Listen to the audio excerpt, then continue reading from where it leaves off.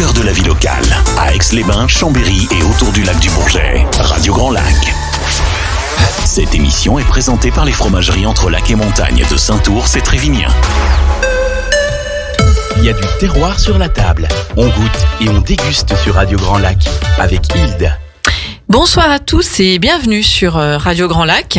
Une bien belle émission ce soir avec des invités de terroir, des producteurs passionnés, je dirais tout simplement comme d'habitude. Bon, il y a du terroir sur la table. Et ce soir, on va accueillir Jean-François Dagan qui est pêcheur professionnel. On recevra également Aline Sandavid qui sont éleveurs de volailles fermières. C'est le poulailler de la Chambotte. Et puis notre partenaire des fromageries de Saint-Ours et de Trévignien et son représentant tant attendu, Hervé Clair, qui est agriculteur laitier. Pourquoi ça rit? Bonsoir à tous. Bonsoir. Et bienvenue. Et on va démarrer, je sais pas pourquoi ça rit, mais on verra bien tout à l'heure. On démarre tout de suite avec, puisque l'émission va être bien chargée, il y a beaucoup de choses à dire avec nos invités. On va démarrer en bateau sur le lac du Bourget. Le lac, c'est sur moi que ça tombe. Notre lac. Eh bien oui, il faut vraiment bien que ça tombe sur quelqu'un. En général, on aime être premier.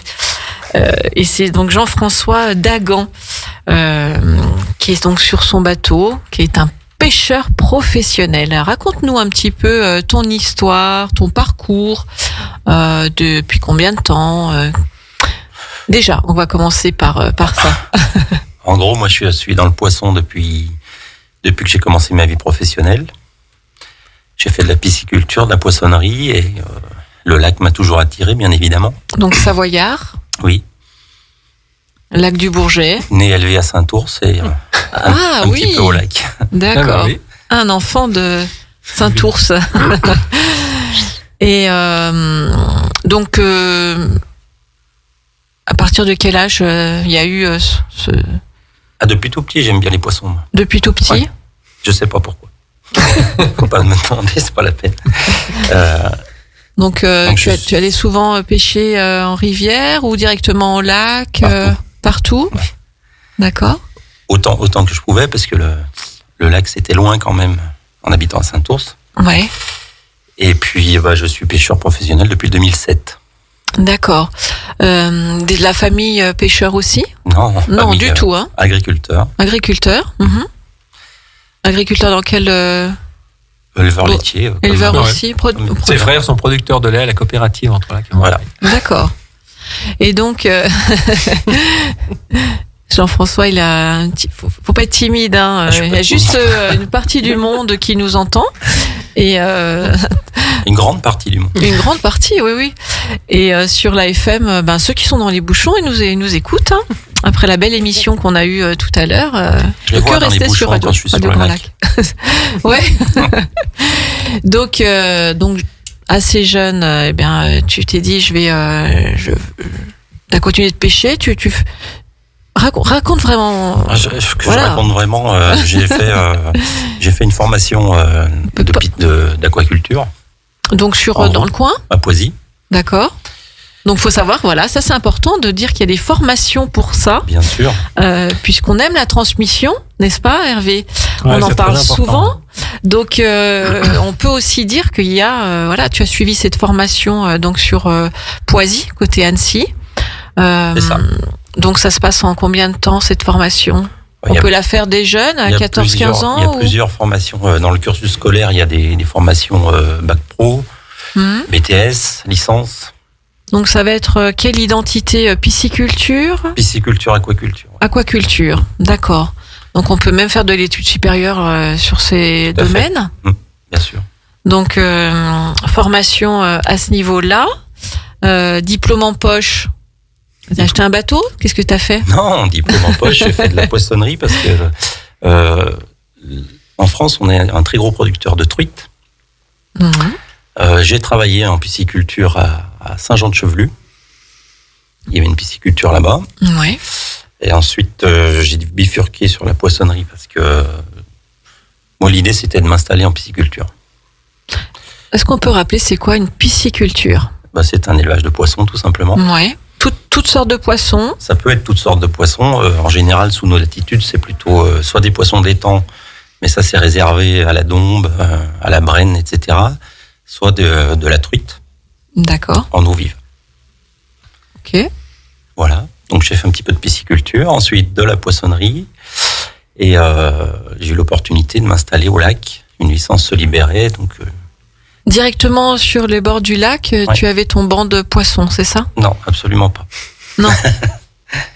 J'ai eu l'opportunité d'avoir une licence. En fait, les licences sur le lac, il y avait à l'époque... Des licences pour pêcher avec un bateau. C'est ça. D'accord. Il y avait 10 pêcheurs professionnels. Si vous voulez une licence au lac, il faut noyer un pêcheur. Ok. Pour qu'une licence se libère, en gros. Bon, donc il y en a qui ont noyé un pêcheur. Bon, on dira rien à l'antenne. Non, c'est... Oui, il y a des licences qui se libèrent, Voilà. bien sûr, des parts en retraite ou autres, oui. Exactement. Mhm. Donc, j'ai repris cette licence Ouais. et depuis, je pêche. Donc ça, c'était en quelle année à peu 2007. près? Ça, c'était en 2007. Donc ensuite, un petit bateau, Un petit bateau, la pêche sur le lac, et puis, un petit bateau à moteur. bien sûr, c'est mieux. Je sais pas. Hein. Un petit bateau de 7 mètres. D'accord. Et puis après, 2007. Ouais. Débouchés de commercialisation, les restos, souvent les particuliers poissonniers. Qu'est-ce qu'on trouve dans notre lac, justement, dans le lac du Bourget? Donc, un des plus Plein de choses. beaux lacs de France. Le plus beau. Pardon. Le plus beau. En particulier du lavaret, qui est une espèce qui existe quasiment pas ailleurs à part dans les lacs alpins, de façon naturelle. Donc le lavaret, c'est un poisson un peu allongé, ça. avec une chair comment il Une chair qui ressemble un petit peu à la truite, c'est la même famille. D'accord. La famille des salmonidés. Enfin, pour faire court, c'est notre spécificité, le lavaret, parce qu'il n'y a que au lac du Bourget qui s'appelle lavaret. Mhm. Annecy et au Léman, il s'appelle la Ferra. D'accord. Et dans le reste du monde, il s'appelle Corrigan. Ok. Voilà. C'est intéressant. Et lavaret, c'est un mot d'origine savoyarde qui est passé dans le langage français. Et pourquoi on lui donne un nom différent d'un lac à l'autre alors qu'on n'est pas si loin que ça? Parce que c'était les appellations patois D'accord. à l'origine, Mhm. tout simplement. Et c'est Sinon, ils auront toujours la même couleur? Non, Non. en fait, c'est des poissons qui sont... Alors là, vous en avez pour la nuit. Hein. Je vous le C'est dis. bien, ça se passe bien. On apprend des Non, choses. mais je pense que ça sera peut-être la c'est- seule interview qu'on aura d'un pêcheur professionnel. Voilà. Donc c'est important, je trouve que c'est intéressant. C'est un poisson qui est naturellement présent en Europe du Nord, donc dans tout autour du cercle polaire, Suède, Norvège, Danemark, Écosse, et puis en Amérique aussi, mais Amérique du Nord, dans les grands lacs, le Canada, etc. Et c'est un poisson qui est migrateur à l'origine, comme le saumon. Oui. Et faut savoir que le lac du Bourget, c'est l'extrême sud de son aire de répartition. Mhm. C'est-à-dire qu'il n'y a pas de lavaret plus au sud que chez nous, au lac du Bourget. Et c'est des poissons qui se sont retrouvés piégés à la fin de la dernière ère glaciaire, piégés dans les lacs. Donc chaque lac a eu une partie du patrimoine génétique lavaret, et ces poissons se sont un petit peu différenciés dans chaque lac au cours des 10 000 dernières années. Donc on a des formes qu'on appelle des écotypes qui sont un peu différents d'un lac à l'autre. Mmh. Ils sont différents par leur taille, par leur morphologie, Mhm. par leurs habitudes alimentaires. Par exemple, au lac de Neuchâtel, il y a 2 formes de lavaret. Une qu'on appelle la palée qui vit en plein lac et une qui est au fond qu'on appelle la bondelle. Qui sont totalement différentes et qui se reproduisent pas ensemble. D'accord. Voilà. Qu'est-ce qu'il y a d'autre que le lavaret Bon, les principaux poissons qu'on pêche, c'est la perche, la friture de perchot, bien évidemment. Un petit peu de truite, mais c'est très rare. Un petit peu de cendre et du brochet. Et maintenant, depuis 5-6 ans, on a un nouveau copain qui s'appelle le silure, qui est arrivé au lac, par le Rhône, Oui. et qui est également très bon à manger. D'accord. Donc il y a quand même il y a pas mal de poissons alors dans notre lac du Bourget. Il y a plus de 30 espèces en tout. Plus de 30 espèces. Ces espèces sont protégées. Comment c'est géré tout ça? C'est géré par les pêcheurs professionnels et les pêcheurs amateurs, Mhm. sous l'autorité de l'État. D'accord. Et donc, il y a pas mal de pêcheurs professionnels sur le... Actuellement, on est 8. Vous êtes 8, d'accord. Donc 8 pêcheurs, notre lac est grand quand même. Mais ça suffit, 8. Ça suffit. Oui. Donc, Après, on n'est pas dans une période faste non plus. Là, si j'explique, ça va encore... on veut savoir. Ouais. On veut. Ce soir, justement, on va... les poissons ne grossissent pas. Lever certaines choses. On a envie de... Voilà. Le lac du Bourget a passé une sale période dans les années... À partir des années 50-60 jusqu'aux années 80-90. C'est-à-dire que tous les égouts de tout le bassin versant du lac se déversaient dans le lac. D'accord. Donc le lac était en train de mourir. Donc à la fin des années 70, les élus ont pris une décision, c'est de creuser une galerie sous l'Épine pour rejeter toutes les eaux usées du bassin dans le Rhône. Oui. Voilà. Donc le lac petit à petit s'est refait une santé. Et au début des années 2000, il était très très bien. Donc ce qui fait qu'on a fait des super pêches de la Barret jusqu'à 80 tonnes par an. Et maintenant, il a 80 tonnes par an, ah oui. Ouais. Et maintenant, il y a toujours beaucoup de lavaret, mais le lac a continué à se purifier, disons. Et maintenant, il y a énormément de lavaret, mais ils n'arrivent plus à grandir. Ah, c'est des petits. C'est des petits. Ils sont vieux, mais petits. Et les petits, on les prend pas. On les prend pas. Parce que la taille légale est de 35 cm. Ok. Donc ça fait... Donc ils sont en surpopulation. Exactement. Parce que les œufs sont très propres, les reproductions marchent très bien. Waouh, c'est fou ça. Et ils ont pas assez à manger. Il y a trop de monde et il n'y a pas assez à manger. Alors qu'est-ce qui se passe? Qu'est-ce qui se dit? Ce qui se dit, c'est que nous, pêcheurs professionnels, on écoute les scientifiques dans un premier temps. C'est-à-dire qu'on est en train de faire des pêches d'essai pour se rendre compte, on s'en rend compte déjà, disons pour valider ce qu'on sait, c'est-à-dire que le lavaret vieillit sans grandir, sans atteindre les 35 cm pour les pêcher. Oui. Donc, actuellement, on en pêche très peu, même s'il y en a énormément dans le lac. Donc, l'idée, c'est, pour une pêche durable, l'idée est simple, c'est de prendre les vieux poissons pour permettre aux jeunes de grandir et de se reproduire. Jusqu'à maintenant, avec une taille minimum de 35 cm, on prenait les vieux poissons, les petits grandissaient, se reproduisaient, tout allait bien. Mais maintenant que les vieux n'atteignent plus 35 cm, on les pêche plus. Donc la population grandit et crève de faim, en gros. On peut dire ça comme ça. Donc l'idée, c'est de baisser la taille légale, mais avec un appui scientifique et en démontrant que ces poissons sont vieux et qu'ils se sont déjà reproduits. Donc on est en train de faire ça. Normalement, résultat, fin du premier semestre 2024. Et normalement, si tout va bien, on devrait pêcher des poissons plus petits, donc vendre des poissons plus petits, et on devrait retrouver du lavaret sur les étals et dans les restaurants. D'accord. C'est vrai qu'on en trouve... très peu. Très peu. Très peu. Donc, faudra changer les mailles du filal. C'est ça, exactement. Et on peut pas les déplacer... Les vieux, on peut pas les déplacer ailleurs. Je sais pas, dans quelque chose d'un peu artificiel. Non, c'est pas possible. Artificiel, c'est-à-dire pour leur donner à manger. Ouais. Alors un poisson sauvage ne peut pas être nourri. Ah oui. Voilà. Donc ça dure depuis combien de temps?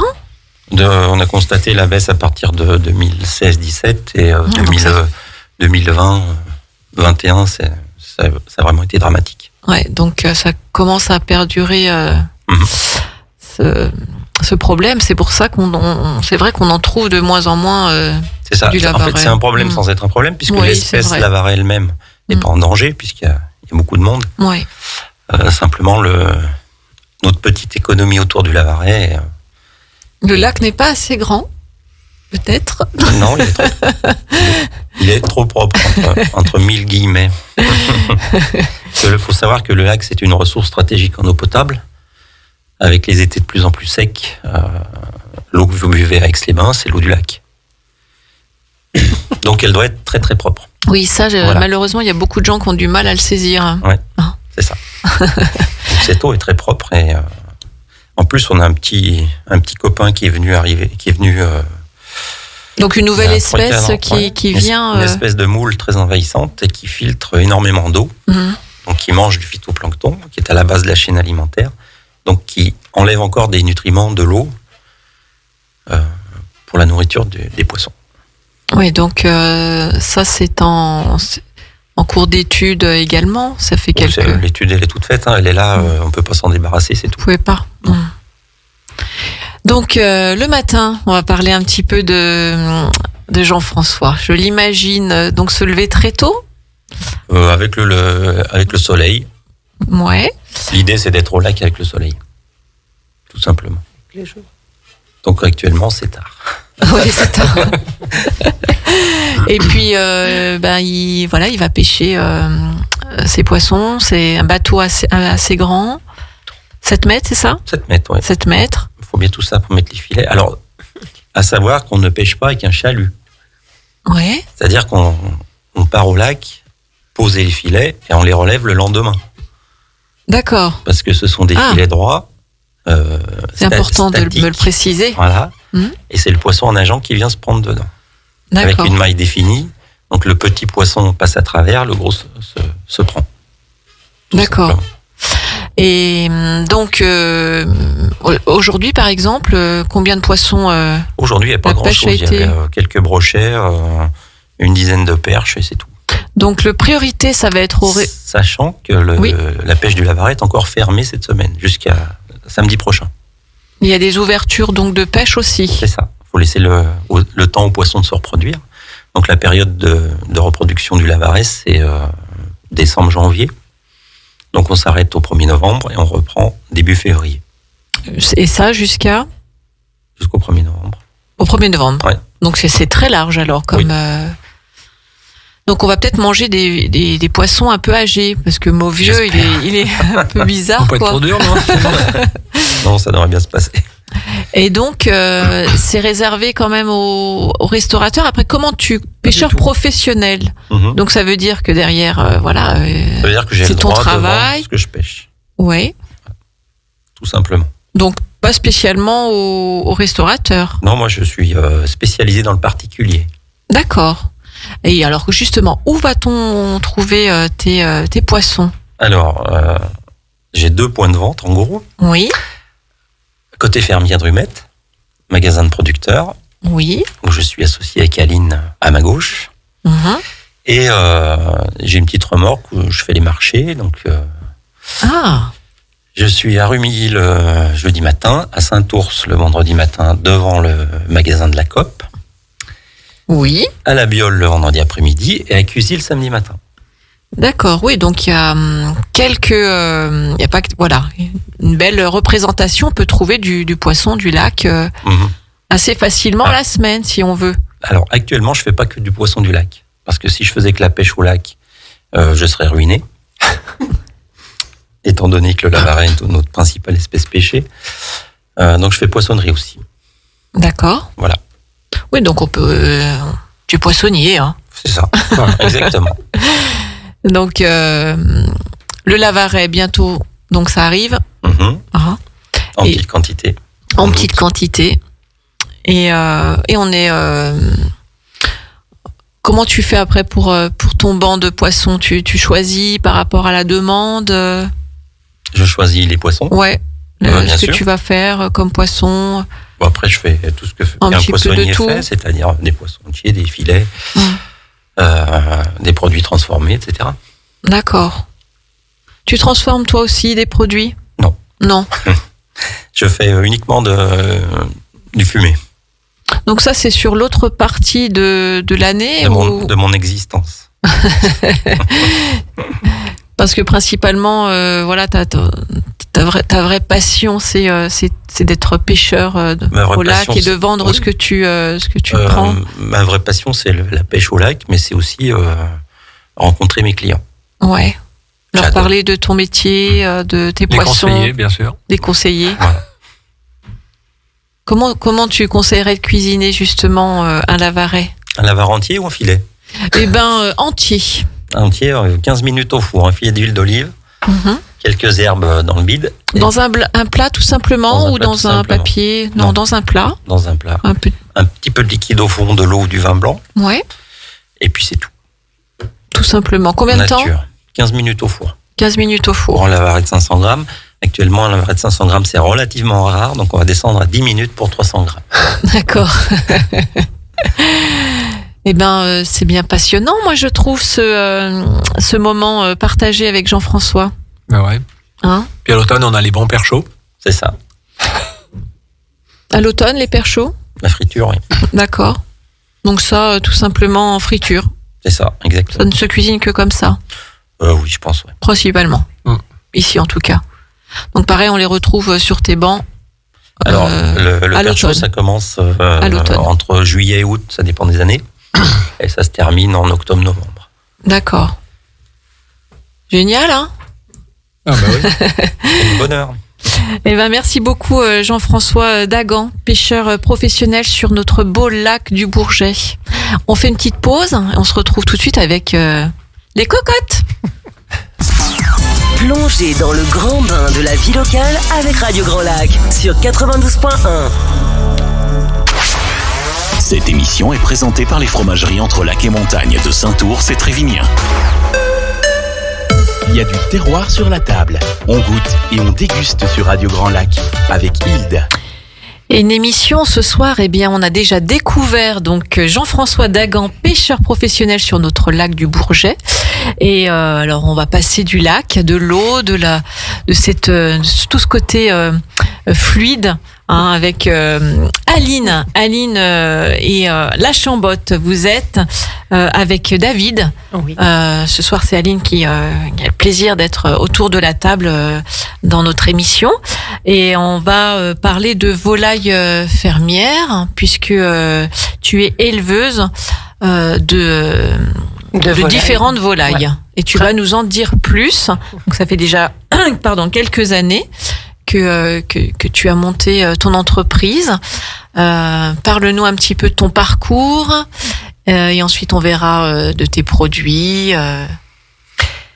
Aline. Eh ben, moi, je fais de la biole depuis mes 13 ans. Donc, après un bac au lycée Marlioz. Oui. Une licence d'histoire à la fac de Jacob Belcombette. Et après, 13 ans de surveillante au collège Garibaldi. D'accord. Donc, et suite à la fin du contrat au collège Garibaldi, parce que j'avais atteint le quota. Et d'âge 13 ans, c'est quand même pas mal, hein. Oui, j'ai cumulé 2 statuts. Donc, j'ai vraiment écubé. Et après, j'ai fait une formation à Renac, une reconversion, un BPREA, un brevet professionnel de responsable exploitant agricole. Renac, c'est sur la mode Servolex. Exactement, oui. D'accord. Formation pour adultes. Et donc, j'ai commencé mon élevage de volailles en 2012. À la biole. À la biole. Voilà. En même temps, pour la commercialisation, au magasin de producteurs côté fermier à Drumettaz. Donc, en 2012, c'est ça ? Oui. Personne dans la famille n'était agriculteur ou alors, est-ce qu'il y avait des envies déjà, des choses comme ça ? Alors, moi, non. Mais il y avait ? Petite, moi, je voulais vivre en ville et travailler dans un bureau. Donc, quand j'ai annoncé à ma famille que j'allais faire de l'élevage en volaille et donc rentrer dans l'agriculture, ils m'ont regardé un peu bizarre. Mes parents étaient agriculteurs avant sur un village à côté de Rumilly. Et, en laitier aussi ? Non. Bon, ils ont un peu fait tout. Il y a eu un peu des vaches laitières, un peu de l'élevage de veau, du cochon. Enfin bon. Oui, donc tu mangeais bien. Oui, par contre. Voilà. J'ai toujours été. En fin de compte, je suis née à la campagne. Donc le retour aux sources, voilà. On va dire, sur cette envie à un moment donné. Voilà, de faire quelque chose de concret et de nourrir les gens. C'est quelque chose qui me plaît. D'être mon propre patron aussi. Ouais. Donc c'était au départ donc sur la biole. Sur la biole et après. Combien tu avais de volailles ? Donc les volailles, on peut dire que il y a plusieurs catégories. Oui, il y a plusieurs. Enfin, moi je fais du poulet et de la pintade toute l'année. Là, aujourd'hui, ça a démarré déjà comme ça au départ? Oui. Oui. Très rapidement. Et puis après, pour Noël, dinde, poularde. Quand j'ai commencé, c'était ça. Et puis au fil des années, j'ai rajouté... Autruche. Non, justement, tout petite. Caille. La caille. La caille. La caille. Et puis depuis 2 ans, du chapon. D'accord. 2-3 ans. Donc maintenant, tu es avec David. Avec David. Sur la Voilà, Chambotte, c'est ça? j'ai déplacé l'exploitation après pas mal. C'était trop petit? C'est surtout que j'étais en zone artisanale. Ah oui, ok. Donc, et puis dans des bâtiments qui étaient des anciennes porcheries. Donc c'était pas adapté pour l'élevage de volailles. Et puis on grandit aussi quand un projet, on peut aussi commencer, voir si on peut en vivre. Et ça nous plaît aussi. Et si ça nous plaît, puis surtout moi dès le départ j'ai eu des très très bons retours des clients. Oui, j'en ai beaucoup entendu parler d'Aline. Donc je suis bien contente que ce soir tu sois aussi ici avec nous. Merci. Donc, comment se passe une journée? Tout à l'heure, on parlait du bateau de Jean-François sur le bord du lac. Comment se passe une de tes journées? Avant de vous raconter la journée, je vais peut-être vous raconter un peu l'élevage. C'est-à-dire que moi, je reçois des poussins d'un jour qui viennent de Bourg-en-Bresse, dans un couloir là où il est. On va le prendre après, mais si tu veux le raconter tout de suite, tu peux le raconter tout de suite. On reviendra sur la journée après. Allez, vas-y. Donc voilà, à l'origine, donc tu as des poussins qui viennent de certains endroits, donc d'autres régions, du Bourg-en-Bresse, de la Bresse pour les poussins, les poulets. Les pintades, il y a un seul couloir en France, donc nous n'avons pas le choix. Les dindes, c'est pareil. Donc un poussin, il a quel âge un poussin, quand tu le prends? Il a 1 jour, même pas. Ah, ok. C'est-à-dire que le poussin, il est sorti de sa coquille, il est mis dans une boîte et il arrive à la maison. Tout de suite. Ok. Il n'a pas mangé, il n'a pas bu, et c'est seulement après qu'il le fait. Ok. Donc là, il faut que ça soit chauffé à plus de 30 degrés. Ouais. Et puis voilà, donc moi je reçois un jour les poussins et les poulets et les pintades, petites pintades. Puis après on les garde au minimum 4 mois. Donc au chaud, vous avez des grands bâtiments, comment ça se passe? On a des poulaillers, alors les poulaillers... On parle beaucoup d'agriculture en ce moment, donc on va essayer de décortiquer un peu ta qualité de travail. Moi, les bâtiments, c'est des... En fait, dans chaque poulailler, il y a un lot. C'est-à-dire que moi, quand j'en reçois un en janvier, au mois de février, il a 1 mois. Oui. Il est encore trop petit. Oui. Donc, au mois de février, je reçois un autre lot de petits, comme ça, jusqu'au mois d'avril-mai. J'en ai tous les mois, en fin de compte, qui arrivent de 1 jour. Donc, j'ai 7 bâtiments pour faire les roulements. Ah oui. Parce que quand ils arrivent dans un bâtiment... Ils ne sont pas mélangés. Ils restent jusqu'au dernier. Ça les identifie aussi au cas où il y a un souci? Au niveau de la traçabilité, bien sûr. Et après, ils ont accès à partir de 5 semaines. Il y a de 5 semaines selon les périodes. Ils ont accès dehors. Ils rentrent et ils sortent. Bon, la nuit, je ferme. Voilà, après... Tu arrives à tous les faire rentrer ensemble? Comment ça se passe? Ils rentrent facilement quand il fait nuit. Ah ouais, ils sont réglés? Il faut juste attendre qu'il fasse nuit. Waouh. Donc, il y a des périodes, c'est plus simple. Et donc, c'est plus long. L'été, il faut attendre 10h30, 11h. Eh oui, bien sûr. Donc, comment ils sont nourris, ces poussins, au départ? Alors, par un aliment qui est spécial poussin jusqu'à leurs 5 semaines. Donc, moi, j'ai pas... avec David, on n'a pas de terre. On n'exploite pas de terre. On a 2 hectares pour les parcours. Donc, on achète notre aliment au père François, qui est de Morestel, dans le 38. D'accord. Voilà, donc, un premier aliment, on va dire démarrage, après un aliment de croissance, et puis après un aliment un peu plus sur la fin, ce qu'on appelle de finition, quoi, qui les maintient. Jusqu'à quel âge on les garde en vie? Au moins 120 jours, donc 4 mois. 120 jours, ok. 4 mois et après, donc... Après, on prend ce qu'on a besoin toutes les semaines. Donc, 4 mois, c'est le minimum pour un poulet ferré. 4 mois, voilà, c'est ça. Merci, Jean-François. Minimum 4 mois, puis après, voilà, c'est... tout dépend de de la demande. De la demande, voilà. Puisque on va pas les abattre si derrière on les vend pas, quoi. Exactement. Et puis vu qu'on vend tout en direct, on n'a pas du tout dans la volaille, on a souvent l'image de l'élevage intensif. Oui, exactement. Que je rappelle qu'on n'a pas dans nos 2 départements de Savoie. On n'en a pas de ça. Et quand tous les poulets sont bons à être abattus, il y a un camion qui arrive et tout est parti, quoi. Moi, je pense on prend ce qu'on a besoin jusqu'à ce qu'il n'y en ait plus. D'accord. Dans ce bâtiment. Qu'on nettoie après. Oui. Et on remet. Et vous remettez. Après, au minimum 15 jours de vide sanitaire, des poussins. Donc ça, c'est toute l'année. Toute l'année. Toute l'année.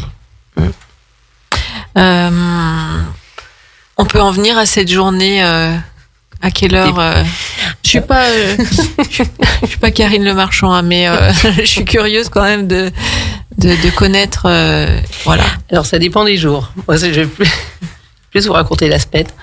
Le lundi, en règle générale, même tous, c'est levé 4 heures. Oui. Et on commence à abattre à 5 heures. Donc voilà, jusqu'à midi. L'après-midi, on découpe. On enlève sur ce qu'on appelle les carrés, sur les poulets, on enlève les blancs, les cuisses, les ailes. Donc vous les déplumez ?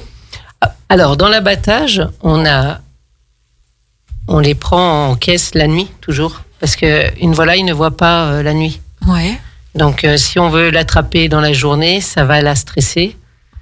Elle court dans tous les sens, donc alors que quand c'est la nuit, on les prend tout simplement. Oui, elles sont pas d'accord, voilà. Elles sont calmes. Pour que pas les stresser. Après, on a une électronarcose. Donc ça, c'est un appareil qui va endormir la volaille. D'accord. Vous voyez, un peu une sorte d'anesthésie. Oui. Après, une fois qu'elle est endormie, ça va tout très vite. Une fois qu'elle est endormie, on a des cônes et on lui met donc la tête en bas. Et on leur coupe les 2 carotides. On les saigne. D'accord. Donc ça prend à peu près 20-30 secondes. Et après, on a un bac d'échaudage où il y a une l'eau à température de 50-52 degrés. On les trempe et on a une plumeuse manuelle. D'accord.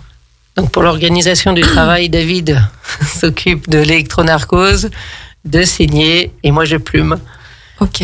Et après, on change de pièce. C'est pour respecter la marche en avant. Et on a notre salarié, Marjolaine, qui les vide. On appelle ça éviscérer, c'est-à-dire qu'on coupe en haut du cou, on enlève le jabot, ce qui est un peu ce qui le regarde manger, quoi. Oui. Et après, vers l'anus, on coupe et on éviscère, on enlève tous les intestins. On sort tout ce qu'il y a à l'intérieur. D'accord. Et moi, pour les poulets fermiers entiers, nous, on laisse la tête et à l'intérieur, on remet le foie, le gésier et le cœur. D'accord. Voilà, pour avoir les abats, parce que ça se mange et que c'est bon. Ouais, exactement. Ok. Ouais. Donc ça, c'est le lundi. Le mardi, je vais en permanence à côté fermier. Ah oui, parce que vous êtes donc avec, on en parlait avec Jean-François, c'est ça ? Vous êtes c'est un magasin de producteurs, donc vous faites des permanences. On rappelle que ce genre de magasin, ce sont les producteurs qui les maintiennent. Voilà, c'est vous qui vous en occupez. Donc le mardi, mission le mardi, rencontre des clients, exactement. etc. et vente des produits de tout le monde. De tout le monde, exactement. Voilà. C'est ça. Moi, c'est le mercredi. Et Jean-François, c'est le mercredi. Donc côté fermier, c'est à Drumétaz. Hein ? Oui, exactement. Ouais. Ah ouais. Et puis après, le reste de la semaine, Il y a des congés. Est-ce que Aline a des moments de congé ? Oui, un peu quand même le dimanche, quand même. Le dimanche. Ok. Ouais, samedi après-midi, c'est... Il y a quand même. Et puis après, j'arrive quand même à prendre... j'essaye. Je me bats pour ça, pour prendre au moins 1 semaine, 2 semaines par an. Mais 1 semaine... pas les 2 semaines de suite, quoi. Ouais. Ouais. Donc, on peut retrouver donc tes volailles. Donc, on l'a dit à côté fermier, à Drumétaz. Et aussi, moi, je pense à la fruitière de Saint-Ours. À la fromagerie de Saint-Ours, c'est Trévignien. Donc, c'est sous vide. C'est alors, comme ça. Comment ça se passe? À la fruitière, c'est des poulets entiers. Poulet entier. Donc, c'est pas sous vide. Okay. Et à côté fermier, je mets pas sous vide non plus. D'accord. Parce que en frais, comme dans une boucherie. En frais, comme une boucherie. Voilà. Pareil à la fromagerie aussi. Ouais. Pareil, avec ses œufs aussi, les œufs de caille. Oui, les œufs de caille. Et sinon, comment on peut retrouver sinon tes volailles? Alors après, je suis aussi... En direct, on peut te téléphoner? On peut me téléphoner, oui. J'ai sur le site le poulailler de la Chambotte chez Aline et David. Et aussi au marché de la Biole le vendredi soir. En même temps que Jean-François. Et là, c'est sous vide? Non plus, toujours pas. Toujours. Ok. On n'est pas des partisans du sous. Non, je sais pas. Je pense à l'hygiène sur un marché, des choses comme ça. Non, je sais pas. Une vitrine réfrigérée, des pinces pour servir. Okay. Et puis j'ai vu sur le site internet aussi, à vrai dire, des photos sous vide. C'est pour ça que j'ai en mémoire ça aujourd'hui. Alors après, je le fais pour le magasin de croque-bauge à l'Écheren.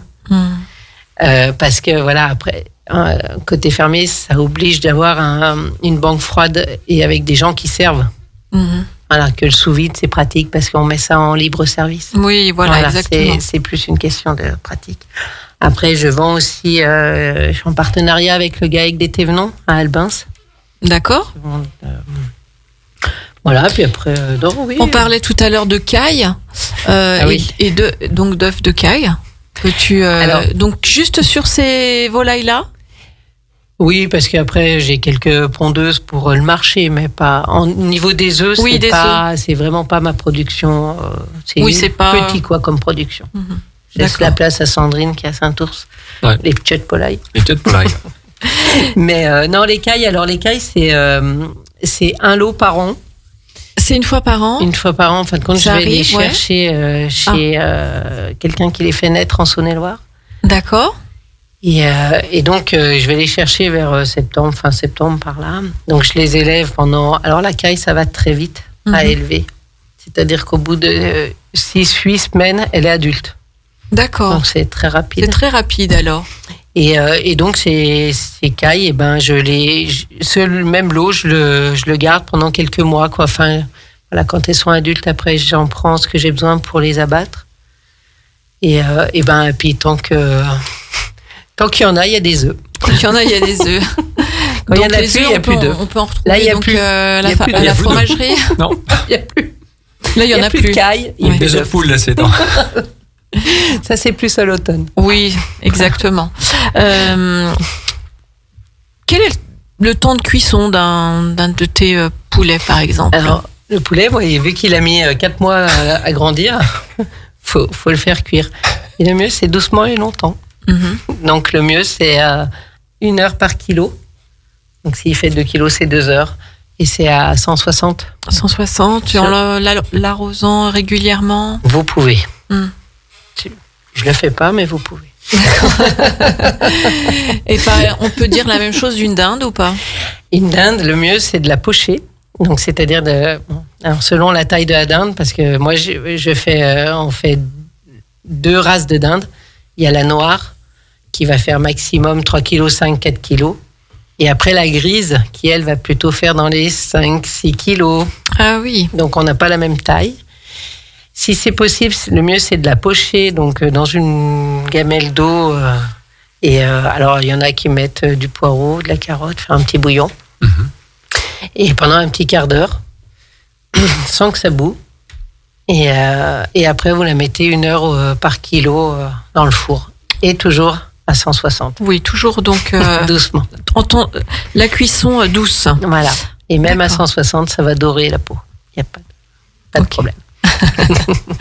Super. Merci beaucoup, Aline. Merci. Aline, on rappelle, c'est donc tu es avec David et vous êtes éleveur et c'est le poulailler de la Chambotte. On fait une petite pause et puis on se retrouve tout de suite avec Hervé Claire. Toute la vie locale sur une seule radio. Radio Grand Lac. Cette émission est présentée par les fromageries Entre Lac et Montagne de Saint-Ours et Trévignien. Il y a du terroir sur la table. On goûte et on déguste sur Radio Grand Lac avec Hilde. Et nos professionnels ce soir, eh bien, nous ont, moi en tout cas, ils m'ont appris beaucoup de choses. On verra les interactions qu'on peut avoir sur Instagram, sur la page Il y a du terroir sur la table. On a parlé poisson, on a parlé pêcheur avec Jean-François donc Dagan, qui est pêcheur sur le lac du Bourget. On a parlé volaille avec Aline, le poulailler de la Chambotte. Également d'œufs, de caille. Et puis, et bien sûr, très très heureuse encore de t'avoir ce soir, Hervé Clair, qui représente à chaque fois notre partenaire de l'émission, les fromageries de Saint-Ours et de Trévignien. Et ce soir, Hervé, t'as mis les lunettes, hein? Ah ouais? Parce que ça va être sérieux. On va faire un peu d'historique. On va faire de l'historique. Hervé Clair qui à chaque fois justement nous présente les fromages, nos fromages locaux. On parle de circuit court ce soir. Tu l'as dit lors de la pause musicale. Et on va faire de l'histoire avec justement la coopérative. Voilà, la coopérative Entre Lac et Montagne. Hein. Exactement. C'est deux sites, un sur Saint-Ours, un sur Trévignien. Et au départ, c'était une coopérative, la coopérative laitière de Saint-Ours, qui va bientôt avoir 130 ans, c'est pas rien. Oui, 130 ans, c'est ce que j'allais te demander. De génération en génération, ça se perpétue. Et puis, les agriculteurs, ils croient en leur système. Et je pense que c'est quand même très bien. Vous y croyez, puis c'est un système de fruits de chair. Ouais. Avant, là, on parle de coopérative, mais autrefois, on parlait plus de fruits de chair. Fruits de chair, c'est pas les fruits. Hein. Oui, c'est le mot que Aline a employé tout à l'heure. Oui. Ouais. Donc, nous, c'est le fruit de la production laitière. Hein, c'est le fruit du lait. Et donc, depuis tant d'années, les agriculteurs, ils avaient des petites productions. Ils livraient 6-7 litres de lait, 10 litres avec leur boyado. Hein. Et ils emmenaient ça à la coopérative pour faire un seul et unique fromage. Nous, c'était l'emmental. On a toujours fait de l'emmental dans notre fromagerie. Voilà. Et puis après, les choses ont évolué. Hein. Et puis, ont évolué. En 1982, on est parti sur un autre fromage. On est parti sur la tome de Saint-Ours. Donc, on a connu quand même pas mal de restructuration quand même, à certains moments. Donc, le nombre de producteurs, il a toujours diminué d'année en année. Hein. Et donc, actuellement, on peut dire qu'on est 16 producteurs de lait sur l'ensemble de la coopérative Entre Lac et Montagne. Ah oui. Voilà. Donc, ça diminue. Ça diminue, ouais. Dans les années 80, il y avait une soixantaine. Ah oui. C'était quand même important. Ouais. Et puis donc entre-temps, on s'est restructuré avec une autre coopérative qui est à Trévignien, la coopérative de Trévignien. Donc nous, on était plus assez nombreux sur notre coop, donc on s'est rassemblé avec une autre coopérative. Donc la coopérative de Trévignien, qui à un moment donné, elle a fait le choix de se transformer aussi, et puis de faire de la fabrication de la tome des Bauges. D'accord. Donc sur le site de Trévignien, on fait uniquement la tome des Bauges avec 6 producteurs. Hein, et donc il y a l'atelier de transformation, puis il y a la cave d'affinage, où la tome des Bauges est affinée uniquement dans cette cave. Donc on rappelle, la tome des Bauges, donc c'est un AOP, et c'est un seul AOP. M. Ouais, un seul M. Hein. Donc, avec un cahier des charges, parce que tout ce qu'on fait en Savoie, derrière tous les fromages de Savoie, il y a des cahiers des charges, notamment sur les races de vaches, hein, sur l'alimentation, sur le savoir-faire, sur la transformation de ce lait, hein, puis sur toutes les durées d'affinage qui varient d'un fromage à un autre. Donc, on a 3 races de vaches, c'est ça ici? Ouais. On se rappelle lesquelles, déjà? Moi, je sais. Ouais. Donc, je crois qu'il y a la Tarine. La Tarine, l'Abondance et la Montbéliarde. Voilà. Donc, c'est ces 3 races qui vont nous faire tous les bons fromages de Savoie. Donc, on ne peut pas avoir une autre race. Voilà. Exactement. Donc, et puis après, l'alimentation, c'est que ces vaches sont nourries quand même exclusivement en période estivale avec de l'herbe. Et puis, pendant la période hivernale, eh bien, elles vont manger du foin, comme en ce moment, là, du foin, du regain, et puis des céréales qui sont produites sur nos fermes. Donc, quand on parle de coopérative, donc comme tu l'as dit... Donc, une coopérative, eh bien, c'est les agriculteurs qui ont investi dans un outil de travail, qui ont investi en commun. Nous, on est 16 agriculteurs, donc on a investi pour mettre à disposition, parce que dans les coopératives, on va dire, il y a deux types de coopératives. Il y a les coopératives à gestion directe et les coopératives à gestion indirecte. Alors, donc, nous, on fait partie d'une coopérative à gestion indirecte. Le lait, nous, on travaille en partenariat avec un fromager. Donc, lui, son métier, c'est de transformer et d'affiner. Voilà. Nous, le producteur de lait, il amène le produit brut. Donc, on passe un accord annuel toutes les années pour trouver la bonne rémunération. Donc, on va partager cette valeur ajoutée. On va la négocier annuellement.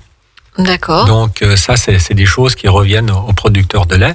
Et donc, les agriculteurs, eux, ils ont leur outil de travail. C'est eux qui ont investi dans leur fromagerie, dans le bâtiment, dans tout le matériel qui est à l'intérieur.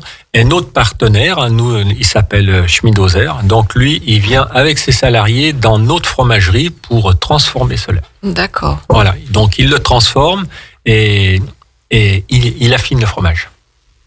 Très voilà. bien. Donc, il y a les coopératives à gestion directe. Tout simplement, c'est que les coopérateurs, ils vont s'occuper du lait, du lait jusqu'à la vente du fromage. Voilà. Il n'y aura pas d'intermédiaire. C'est eux qui auront des salariés qui sont spécialisés pour transformer, puis commercialiser, faire tout ce travail.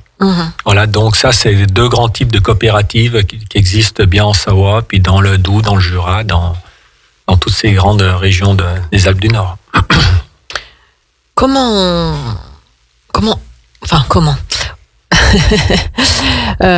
où est-ce qu'on va retrouver vos fromages à vous, en dehors de Saint-Ours et Trévignan? Chez beaucoup de crémiers, on peut les retrouver dans la grande distribution aussi. Et puis donc ça, ce sera un rôle d'un commercial, ou est-ce que c'est vous aussi agriculteurs qui allez... Nous, les agriculteurs sont engagés à avoir leur magasin sur les sites de transformation. On parlait de système, justement. Donc, ça, c'est bien les agriculteurs qui maîtrisent. On a des vendeuses qui vendent le fromage. Voilà. Donc, le commerce, il se fait bien dans nos magasins, pour les agriculteurs. D'accord. Voilà.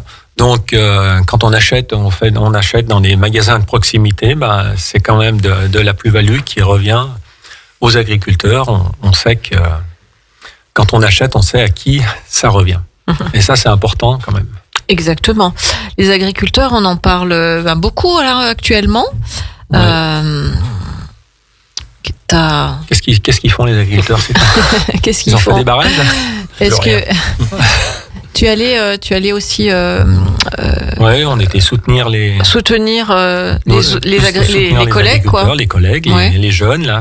On a vu que dans ces mouvements, il y a quand même beaucoup de jeunes qui étaient là, qui croient encore à leur métier, qui le défendent fermement. Et je pense que c'est quand même important, parce qu'il y a quand même un malaise au niveau agricole. Et donc, quand les agriculteurs descendent dans la rue, c'est pas pour embêter, mais c'est qu'ils sont vraiment embêtés et puis ils n'arrivent pas à vivre correctement de leur travail, en grande partie. Oui, parce que c'est énorme le travail que vous faites. Il est passionnant, il est intéressant, on peut vivre de notre métier. Après, il y en a qui vivent mieux de leur métier que d'autres. En Savoie, on a de la chance quand même d'avoir des produits de qualité, sous signe de qualité, des IGP, des AOP. Je pense que ça nous aide vraiment au quotidien pour continuer à vivre de cette activité. Est-ce que, Aline, on valorise aussi le travail que tu fais avec David? Après, sur les deux Savoies, il y a très peu de producteurs de volailles. Et tous ceux qui y sont vendent tous en direct. Donc ça, et on avait fait une étude avec la Chambre d'agriculture en 2017 où on produisait que 2% de la viande de volaille qu'on mange dans nos 2 départements. Ah oui, d'accord. Produit que 2%. Ah oui. Et au niveau national, ils ont rappelé les chiffres. Il y a 50% de la volaille qui est importée. Oui, justement, c'est un gros pas problème. normal. Ce qui n'est pas normal parce qu'on importe des produits qu'on sait faire. On ne sait pas. Qu'on sait faire et qui n'ont pas les mêmes normes du tout. On ne sait pas quel est le nom du produit, quoi. Voilà. On ne sait pas du tout, oui. Nous, on a la chance en France d'avoir une agriculture qui est sacrément bien tracée, quoi. Voilà. Et ça, on peut pas dire pareil de tous les autres pays. Ouais. Ça, on sait. Il n'y a pas d'harmonisation entre pays. Hein. Non. Donc ça, c'est vrai que ça, c'est un peu rageant. Donc c'est bien de la concurrence déloyale quand même. Oui, donc c'est bien que vous défendiez notre assiette. Ah bah oui. Comme vous l'avez fait majestueusement. Et après, c'est les consommateurs qui aident les producteurs justement à continuer de vivre leur métier en venant acheter directement sur les fermes, dans les magasins de producteurs, dans les coopératives. Et ça, c'est tout l'intérêt qu'on peut attendre. On sent le consommateur qui est sensible là sur ce qui se passe. Il vient vous voir. Certains vous les connaissiez peut-être pas. Ils viennent vous voir, connaître votre histoire. Oui, après, moi je sais que sur le marché, puis au magasin à côté fermier, ça fait plus de 10 ans, donc on a créé des beaux liens. Après, oui, peut-être qu'il y en a quelques nouveaux. Après, pourvu qu'ils restent. Ils sont les bienvenus. Ils sont les bienvenus. Moi, je suis toujours très contente de faire déguster nos produits qui sont produits en Savoie, quoi. Oui. Fait par des agriculteurs qui sont passionnés. Hein. Oui, on n'est pas un supermarché, hein. On papote. on crée un petit peu du lien, enfin j'espère. Ouais. C'est important. Le consommateur, il a besoin d'être rassuré, il a besoin de savoir nos pratiques, et donc c'est dans la discussion, c'est au quotidien de savoir. Les fermes sont ouvertes, ils peuvent rencontrer, ils peuvent venir chez nous. De savoir d'où vient son produit et de voir la tête du type qui l'a produit, quoi. Mais oui, bien sûr. Et c'est toujours intéressant de raconter notre métier. À qui le dites-vous? Toute l'importance, justement, dans nos magasins, on va vraiment en avant tous ceux avec qui on travaille. Ouais. Et ça, c'est important. Le consommateur, il a besoin de ça. On les accueille, on fait des dégustations. Voilà. C'est rassurant, quoi. Donc, à Saint-Ours et à Trévignan, on y retrouve même au cas où un distributeur? Alors, il y a un distributeur, ouais. De fromage sur le site de Trévignan, sur le site de Saint-Ours. On fait de la vente sur Internet, parce que toutes les personnes qui sont passées une fois dans le magasin et puis qui habitent dans d'autres grandes régions, elles peuvent commander en ligne. Commander en ligne, ouais. Donc ça marche beaucoup, surtout en fête de fin d'année. Donc on se rend compte que les touristes qui sont passés, ils n'oublient pas notre adresse. Et ça, c'est important. C'est bien. Et puis on fait des dégustations. Là, on prévoit pendant les vacances de février, on va faire des dégustations le vendredi 23 février et le 1er mars sur Saint-Ours, et puis le samedi 24 février et le 2 mars sur Trévignan. Donc des dégustations de tomes, de raclette, voilà. C'est exactement la période des vacances. C'est la période des vacances, et puis tous ceux qui sont intéressés, ils peuvent venir visiter le belvédère des saveurs pour vraiment savoir l'origine de nos produits, toutes les IGP, les AOP qui sont faits dans nos savoirs. Et puis aller visiter aussi les fermes, voir ce que vous y faites, bien à la sûr. Ferme des Oursons par exemple. À la Ferme des Oursons, ouais. On ouvre notre ferme toute l'année, voilà, à des scolaires, à tout type de public. Eh ben c'est super, ça donne envie de retourner voir tout ça à Saint-Ours, parce qu'on peut voir de l'extérieur aussi la fabrication des fromages. Tous les matins. Tous les matins, exactement. Jusqu'à midi. On voit les camions arriver de lait, et ensuite... le travail des fromagers, des fromagères surtout, parce qu'on a beaucoup de fromagères qui travaillent dans... Et puis dans les fromageries, on y trouve de tout. On y trouve les produits de nos agriculteurs, producteurs locaux, du terroir, du pain aussi. Comme ça, on n'a pas besoin d'aller ailleurs. Le vin, on n'a pas parlé. On travaille beaucoup avec le la vin, coopérative de Cruel, qui a toute une gamme de vins. On travaille aussi avec la bière de l'ours, hein, avec la brasserie Caco. Voilà. Donc tout ça s'agrémente bien avec nos fromages, nos charcuteries, hein, nos volailles, hein, bien sûr. Une bonne fondue avec la bière de la brasserie Caco. Hein. Donc n'hésitez pas à venir pousser les portes de nos magasins. Voilà, allez pousser les portes de leur magasin, allez sur le marché. On rappelle le jour du marché Jean-François à Trévignan, à Saint-Ours, pardon. Saint-Ours, vendredi matin. Merci beaucoup Aline, merci Jean-François, merci Hervé. Très bien. Et nous, on se retrouve dans 15 jours. Merci à mon partenaire de l'émission, qui est les fromageries de Saint-Ours et de Trévignan. Restez connectés sur la page Instagram. Il y a du terroir sur la table et vous savez que vous pouvez retrouver donc les émissions sur YouTube. Il y a du terroir sur la table. Et puis d'ici là, prenez bien soin de vous et moi je vous embrasse. Merci. 92.1, les bonnes ondes de Radio Grand Lac. Radio Grand Lac.